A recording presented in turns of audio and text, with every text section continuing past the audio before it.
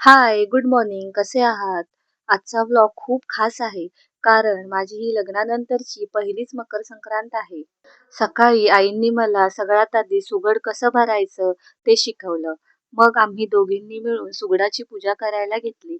आईंनी मला सुगडाची पूजा कशी करायची असते हे नीट समजावून सांगितलं.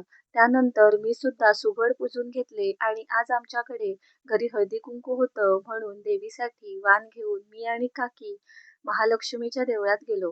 देवीला वाण आणि हळदी-कुंकू अर्पण केलं. त्यानंतर घरी आल्यावर उपास सोडला, चेंज केलं आणि संध्याकाळच्या हळदी-कुंकासाठी रांगोळी काढायला घेतली. तशी मला फार सुंदर रांगोळी काढता येत नाही, पण तरीही मी मनापासून ट्राय केलं, कारण आजचा दिवस माझ्यासाठी खूप स्पेशल होता.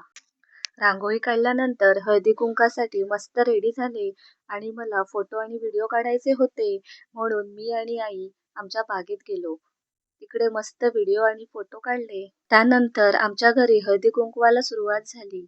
लग्नानंतरचं हे माझं पहिलंच हळदी-कुंकू होतं, म्हणून मी खूप खुश होते. तर असा होता माझा आजचा व्लॉग. जर तुम्हाला हा व्लॉग आवडला असेल, तर लाईक, कमेंट आणि शेअर नक्की करा. चला तर मग भेटू नेक्स्ट व्लॉगमध्ये. बाय.